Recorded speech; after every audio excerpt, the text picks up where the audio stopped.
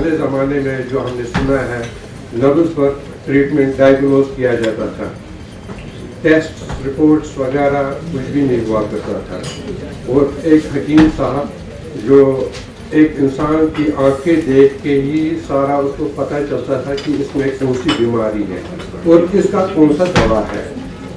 جس سے کہ جو اس کے دوسرے انگ ہوتے تھے ان میں کوئی ضرر نہیں پہنچتا تھا۔ آج کل جو ہم دیکھ رہے ہیں انگلش میڈیسن، جو کہ پہلے رپورٹ ٹیسٹ 10-20 ٹیسٹ کروا دیں گے، اس کے بعد ڈاکٹر صاحب اپنا کچھ دماغ سے نہیں سوچتا ہے، بس ٹیسٹ دے کے ٹریٹمنٹ کر دیتا ہے۔ جو میں سمجھتا ہوں کہ اس کا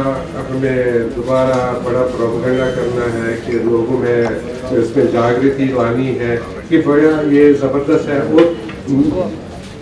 آج کل میرے خیال میں یہ بہت اہمیت کا مرکز ہے۔ اس میں کریٹنن بڑھ گیا ہے، ڈائبٹیز کتنا ہے، شوگر ٹیسٹ کروا دیں گے، لیکن اس کے بعد یہ دوائی اپنے طریقے سے رکھے تو ہو سکتا ہے اس میں کنٹرول زیادہ ہو جائے اور دوسرے اس میں انوالومنٹ نہ ہو۔ مجھے لگ رہا ہے کہ یہ آپ لوگوں یا گورنمنٹ آف انڈیا کی طرف سے یہ بڑی اچھی اسکیم ہے۔ آنگن واڑیز وغیرہ اور ایجوکیشن اینڈ ہیلتھ ڈپارٹمنٹ بھی حصہ لے رہے ہیں۔ اس میں تحصیل لیول وغیرہ جہاں جہاں بھی ضرورت ہے وہاں ہم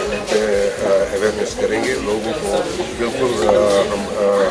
اویئر کریں گے کہ بھائی یہ ایک جو ہیلتھ کیئر ہے وداؤٹ سائڈ افیکٹس ہے، اور یہ ہمیں اس سے فائدہ بھی اٹھانا ہے۔ یہ لوگوں کو ہم گھر گھر جو آشا ورکر سے گھر گھر جائیں گے اور لوگوں کو جاگرتی کریں گے۔ امپورٹنٹ ہے اور ہر ضلع میں، ہر ڈسٹرکٹ میں، ہر تحصیل میں ضروری ہے اور کرنا بھی چاہیے اور کریں گے بھی۔